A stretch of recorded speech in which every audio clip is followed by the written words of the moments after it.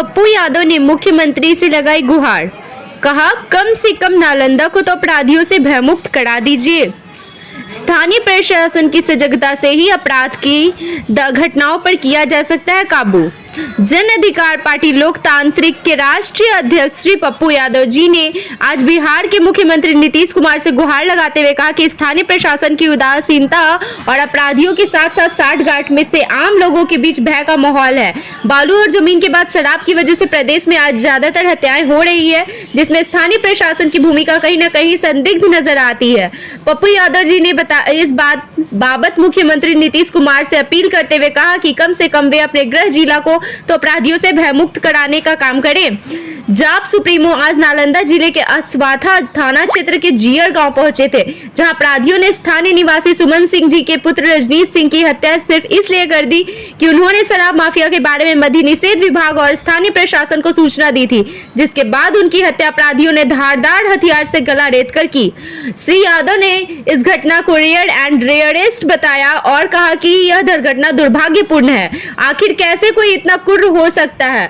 परिजनों का कहना है कि स्थानीय प्रशासन द्वारा घटना में लापरवाही बढ़ती जा रही है। श्री यादव ने मृतक के परिवार के लिए 25 लाख रुपए की मुआवजा की मांग सरकार से की और उनकी विधवा के लिए एक नौकरी की भी मांग सरकार से की है।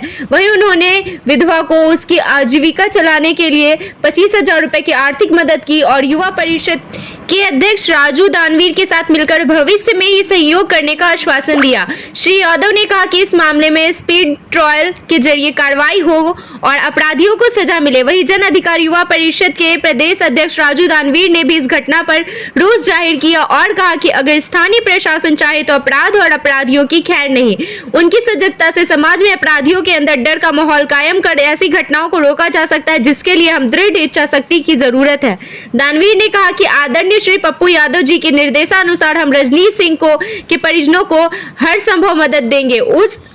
उक्त अवसर पर जन अधिकारी पार्टी के जन अधिकारी युवा परिषद के तमाम नेता व कार्यकर्ता गण मौजूद रहे। हम समझ नहीं पा रहे हैं कि परसों भी हम इसी घटना में एक जगह गए थे। कब तक यह सवाल मौत का कारण बनता जाएगा भाई? कब तक? 13 मर्डर हुआ दरभंगा में, जेल में एक मर्डर हुआ प्रभात का 3 दिन पहले, इसी दारू के चलते। ये जमीन बालू से भी बड़का बिजनेस। कहाँ पर हम कल गए थाना में, हाँ, एक दारू थाना बेचवाता था जनाब, और 10,000 रुपया मंथली देता था दारू बेच करके एक मुशहरी में, और उसके बाद हो गया कि उसको नहीं 20,000 दोगे तब। और थाना, मेरा सवाल है कि थाना में जितना जब्ती होती है दारू, वो कहाँ जाता है? मूसा पी जाता है? कौन कहाँ जाता है वो दारू? तो चौकीदार और ड्राइवर मिल करके थाना में जिस तरीके से मुशहरी, पासवान टोली, इस सब टाइप के जो जितना गरीब टोला है उसको फोकस करता है, डरा के भी, पैसा दे के भी, प्रलोभन दे के भी, और दारू का धंधा वैसे ही गांव से करवाता है और फिर वहीं से वसूली होती है। अब इससे बड़ा दुखद घटना में मुझको लगता है, हम तो डेली मर्डर में देखते हैं। कल भी हम मोतिहारी गए थे, जहां पर एक बीजेपी के विधायक ने कह मरवा दिया। एक कुशवाहा था, कोई गरीब आदमी था। और यहाँ जिस तरीके से हम इस परिवार को, शायद अब पता नहीं इस दोनों बच्चों का क्या होगा, तो 5 दिनों के बाद इस परिवार को देखने वाला कोई नहीं होगा, जितना मैंने हजारों मौत को देखी। और पुलिस को इन्फॉर्म करने के बाद इसकी हत्या कर दी गई। जिसने हत्या की उसको यहाँ से पुलिस तुरंत उठा के ले गया और आगे जाके छोड़ दिया। अब आप सोचिए, अभी तक कोई सूद लेने वाला नहीं हुआ। यहाँ के सांसद, यहाँ के विधायक, इन लोगों को सत्ता और कुर्सी चाहिए, इंसान नहीं चाहिए।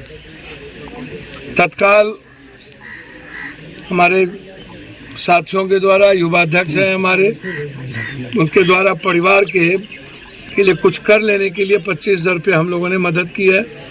और मैंने अभी डायरेक्टर से बात किया है इनकी स्कूल के कि जो भी इनके पढ़ाई में खर्च होगा हम दोनों आदमी इसको देखेंगे। दूसरी सबसे बड़ी बात है जांच, मोबाइल लोकेशन, मोबाइल का कंप्लीट उसका डाटा निकाल लीजिए आप कि कौन कौन दोनों का किस किस से बातचीत हो रहा है, जो लोग इस हत्या में है उसकी थाना पे कितनी बार बातचीत होती है, किन नेताओं से बातचीत होती है और कौन कौन लोग इसमें इन्वॉल्व हैं। एक लोग नहीं है, कौन कौन लोग इन्वॉल्व हैं। जिस बेरहमी तरीके से काटा गया है, हाथ से, गर्दन से, पैर से, ये रेयर एंड रेयरेस्ट मर्डर है। इतना नफरत उस व्यक्ति से उसको था, मुझको लगता है कि इसको स्पीडी ट्रायल करने की आवश्यकता है। हम अभी इनका कॉपी ले लेते हैं और ये मुख्यमंत्री जी नालंदा के ही हैं और मैं बार बार कहता हूं कि जब हम खुद स्वयं मुख्यमंत्री हों और वहां सबसे ज्यादा जमीन के चलते, बालू के चलते, पहाड़ और दारू के चलते हत्या हो रही हो, मैं कितने मर्डर में यहाँ आया हूँ जिसमें यही तीनों मामले। इवन उनके दोस्त की एक हत्या हुई थी प्रोफेसर की टाउन में जिसमें हम आए थे और वो जमीन का ही मामला था। तो मेरा मानना है कि मुख्यमंत्री जी कम से कम एक जिले की तो आज़ादी हो जाए अपराधियों से, बालू माफियाओं से, शराब माफियाओं से। हम आज़ादी शुरू तो करें आम आदमी के जीने की आज़ादी यहाँ से, तब फिर हम देश और बिहार देख लेंगे। नालंदा को कम से कम भय मुक्त तो कर दें। आखिर डर क्यों नहीं होता है इन माफियाओं को, इन अपराधियों को? कत्ल करने में एक बार भी डर नहीं होता है। दफा पैसे के बदौलत दफा हटा दिया जाएगा, दफा जोड़ दिया जाएगा, डायरी में नाम कमजोर कर दिया जाएगा, डायरी नहीं भेजा जाएगा और 3 महीने के अंदर फिर वो अपराधी निकल जाएंगे। और फिर जिस जात का मर्डर हुआ वो जात पीड़ित होंगे और जिस जात ने मारा वो दूर हो जाएंगे। सोसाइटी कितना गंदा है आप बता नहीं सकते। समाज अपने अपने जाति धर्म के अपराधियों को प्रोटेक्ट करती है, उसमें अकेला पप्पू क्या करे भाई? समाज को जिस तरीके से बलात्कार किस बेटी का हुआ और किसने किया, जिस जात के बच्ची का बलात्कार हुआ वो थोड़ी देर हो करेंगे, जिस जात के लड़कों के द्वारा हुआ वो चुप हो जाएंगे। तो बिहार में जो लगातार स्थिति है, मैं बार बार कहता हूं कि पहले कानून का राज किसी भी कीमत पर लाना होगा। आम आदमी का राज, आम जनता को जीने के एक आज़ादी देनी होगी। पैसा वैसा तो बात की चीज़ है, कि डर के कारण स्थिति अच्छी नहीं है। मैं इस सरकार से मांग करता हूं कि कम से कम 25 लाख रुपया इस परिवार को, क्योंकि आपका यदि मिशन दारू है और उसके चलते इसकी मौत हुई है, तो मैं समझता हूं सरकार को अविलंब 25 लाख रुपया मुआवजा दे।